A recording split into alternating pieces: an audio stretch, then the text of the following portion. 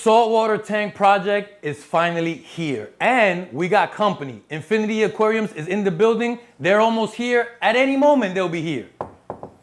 Who's that? Hey, what's up, Nick? Welcome. Hey, Kim. Thanks for having us, Come man. on in, Good come to on see in, you. come on in. Wow, Make yourself the at fish home. cage. Joe, what's happening, bro? Come on in. Good to see you, brother. Infinity Aquariums is in the building. Sounds like we're gonna spruce this room up a little bit. You are entering the saltwater world, my friend.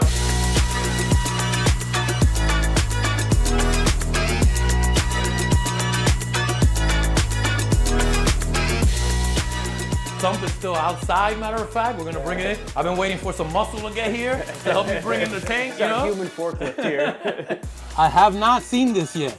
I do not know. I haven't seen any blueprints. I haven't seen any design work. I don't know what this is gonna look like. The only request I got from Kev was put a little caveman blue in there. That's it. So. That's it. Here we go. Oh wow! Merry Christmas to the saltwater guys. And another layer of packing. Look at that. Oh, man. Infinity Aquarium design. That's that caveman blue right there. Paul, welcome to the saltwater hobby. Thank you, man. It's a pleasure to have you Appreciate here. it. Thank you. Thank I you, must say, I gentlemen. think on behalf of Joe and sort of all of us professionals in the aquarium industry, one of the most important things we all can do is encourage each other to learn and invest in the aquarium hobby. And this man has done that through his countless videos. He's brought a ton of you newcomers into the hobby. You're all welcome. We love having you here. We just ask that you put the right time, knowledge, and budget into the hobby, and it will reward you for a lifetime. I've been doing it for 40 years. He's been doing it for almost 50 years. So we got a lot. I got 9 years, but I'm growing. So here's the thing. You've been popping up at the trade shows lately, right? I have. Aquashella, probably Reefapalooza now. Check my heartbeat. My heartbeat is rising. One of the things you'll find, and you probably already know this, is that a lot of the hobbyists like to exchange stickers, branding, and just, you know, you got your brand, we got our brand. Sometimes we'll give out a t-shirt, we'll give out a mug. But one of the main things we all exchange is stickers. And people love to put stickers on their sump. So if you don't want to, you don't have to. Do I get to put the first sticker on the sump? But we did make a sticker. Oh, nice. And we gave you a little extra in case you want to pass them out Beautiful. to your fans. Beautiful. But we would love to have the Caveman logo accompany the Infinity Aquarium I would love logo. to have that as well. So let's do it. that I is want to yours. put that on there immediately. That's beautiful. I don't even have these stickers, and they hooked me up with some caveman stickers. I appreciate it, Nick. Thank Our you, pleasure, man. I appreciate it, Joe. Thank you, man. That's gonna look perfect on here. Pow. Oh my goodness. Come on, Q. Yes. Look at that. Let's go. Yeah. Let's go. Let's talk sump. Let's talk sump. As I'm sure you've learned in your research, one of the key factors in a successful reef tank is flow, water movement. Yes, sir. So with your power heads and with the main pump, you're going to be pushing a lot of water through the tank and also through this sump. So we have two drains, two 1-inch drains that are going to flow down into this little collection box here, and they'll spill over. And It'll overflow into the into sock your area. filter sock area. Sumps can be quite functional. You could put a glass aquarium down here with a filter sock and a skimmer and a pump, and it would achieve what you're looking to do. But this is great because this is why we get to have fun in the hobby, because we're now having the abilities to customize it beyond what we need. And when you say the word custom, I want everybody to understand that this is a one-of-one sump. Well, I even emailed I love you too. it. I go, here's two designs. Should we do something that's just gonna work, or should we bring the Riz? And you said, let's bring the Riz. Let's go. So your water will mechanically filter through this filter sock. It'll pull out any particulates, any uneaten food, any debris that's floating. That's kind of your first measure of filtration. And before you move on, Nick, I really like the huge access here for the ease of being able to go in there and get that sock out and put a new sock in. That is key. We got to understand the tanks that we install. I mean, our average aquarium starts around 700 to 1,000 gallons. And we service those aquariums in LA, but we're there for sometimes an hour or two a week, and that's it. So we have to make our equipment highly functional, but also very easy to use. Yeah, so your water drains down here. Now it automatically goes under this little drawbridge and around to this section. So we're purposely diverting water to different sections. It diverts this way. It has to comes go this into way. this chamber. Okay. This is your skimmer chamber. So this is where your protein skimmer is going to remove dissolved organics. And for those of you that don't know, what a protein skimmer does is it takes dissolved waste, uneaten food that's dissolved in the water that you can't even see, and through a process of mixing air and velocity of water, it re-solidifies that waste and extracts it from the water. So you have a collection cup at the top of your skimmer that literally fills what looks like mud, and that's pure waste and protein that's in the aquarium that we can't see. So it's a phenomenal and very necessary device. I made this a little oversized just in case down the road you decide to do a reactor, which I see you do have one of Aquavitro's media reactors. There's plenty of space for you to do additives here. However, I will tell you that we started coming up with a new concept on a project we did in Puerto Rico recently, where I saw that project. Excellent project. Thank you, sir. We made a little change to the way we utilize our chemical media. Now, reactors are great. They're a great tool, and sometimes they're necessary for certain procedures you're doing in your aquarium. But the process of changing out chemical media, I'm sure you change your carbon out, it's time consuming, can get a little messy. And so I always try to tell myself, how can we make this more efficient but still get the full potential out of our chemical media? So we devised what we're calling the C-Chem tray. And we started customizing our sumps so that the water flow goes over a certain section that corresponds to the dimensions of C-Chem's media bag, where we can put carbon. Yep, that looks just like a Purigen bag. We can put phosphate remover. And the water has complete flow through the media just like it would in a reactor. Pull the bag. Right out of here. Dump your media in the garbage. Put a new bag right in there. Rinse and put that back in a minute and a half. Once it's through that section, it comes into our return chamber here. This is where your beautiful return pump will sit. We will drill this sump today to give it a special a return hole. And this is your final section where you will add your additives. So you have all these little holes here for dosing lines. And then any final things you need to put in here, like we'll have probes for your monitoring systems. They'll sit here with a little magnet probe holder.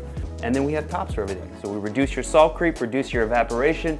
You do have an open top, so you will need to top off. We have a custom RO system that we're going to put together for you. So off to the races, man. I love it. So Joe, I don't use any UV in any of my freshwater tanks. I've never had the necessity for it. My water stays crystal clear. I've never had it. But I understand what it can do in a saltwater tank. Does that bulb need to be replaced periodically? And if so, how do I even do it? So the standard is at about 9 months, you should start looking to change it. Okay. So the easy way is you could either have a spreadsheet that you put your data in. Now, I would put the date right into my AquaBuilder app, since I use it all the time, and I'd never forget that date. just a point of reference that you can, look into and say, oh, it's time for a change. Excellent. But to answer your question, how do you change it? So this vessel has a quartz sleeve, a clear quartz sleeve, kind of like you would see on the old school glass heaters, if that's what it looks like. That UV goes inside that sleeve, and it's this cap that makes that sleeve watertight. When your UV bulb enters this quartz sleeve, it's never in direct contact With the bulb. Yeah. With the bulb. Is that the Taylor guy right there? In the caveman household? Come on in, man. Good to see you, buddy. How was your flight? Oh, look at that.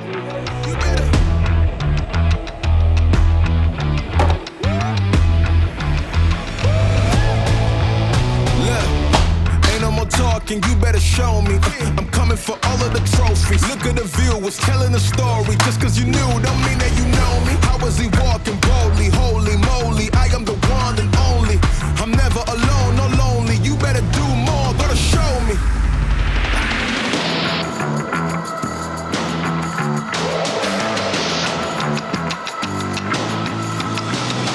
You guys are working like animals. You got the tank all pulled out here, bunch of plumbing going on, the smell of glue in the air. Show me. You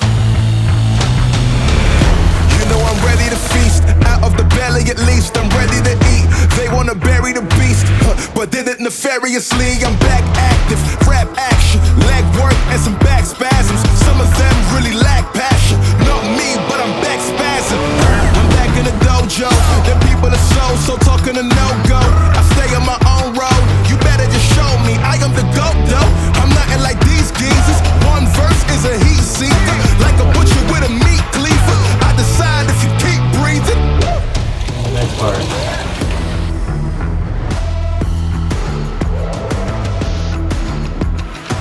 It's kind of cool how this all came together, huh? I think this tank looks amazing. How did this even start?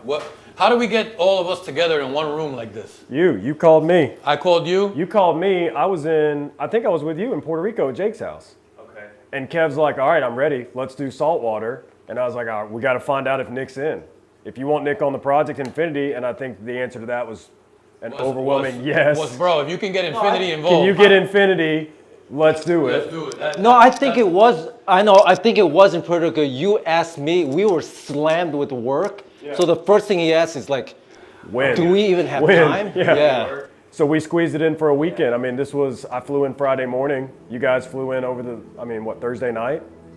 Yeah, I think, that's how it went down. I remember eventually we chatted, and then it was just about letting us go creatively wild, and you were dedicated to really getting into the reef hobby, and then we realized that with Kev's audience, it's just such great exposure for the newcomers in the hobby, and here we are. I mean, I think it was just Kev finally gave in to the peer pressure of the channel. I was definitely peer pressured. My audience knows what they want, and I appreciate that. So wait, hold on a second. So even though a lot of your audience are freshwater guys, you were getting pressure to delve into saltwater? I was very surprised to learn that as well, that so many of the freshwater guys wanted to see what it's like being saltwater. So it was all deciding to do what the audience wanted to see, you know? But I needed a lot of support. I needed a lot of help. CChem jumped on immediately. They were like, let's do it, let's rock out. And when the thought of including Infinity Aquariums was there, and you said it's possible. That was the first thought, we got to find out if they can fit it in. Right, they have a small window. If we can make it happen, and as soon as we confirmed, I was like, we're going saltwater, baby, let's do it. You know what, bro, when I met you like over a year ago at the show, even then you mentioned that you wanted to dabble in it. Did I? Yeah. I believe you. Just very little though. Well, here you are, brother.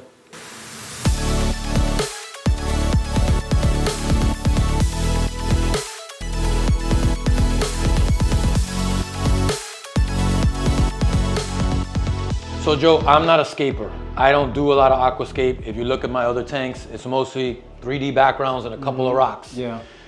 But I understand how important a beautiful looking scape is in a saltwater reef tank. You guided me through this. I would never have been able to build this without your expertise and your help, but help me explain to the audience what we did here and why it looks so cool. Okay, so the first thing that jumped at me was this awesome depth at 30 inches. So when you have a depth like that, you got to utilize it. So how do you utilize it? You create grade, dimension, depth, so it looks like a real reef, right? So I did a rough sketch. Right away I knew I had this idea. Let's create 3 separate boundaries or islands, formations.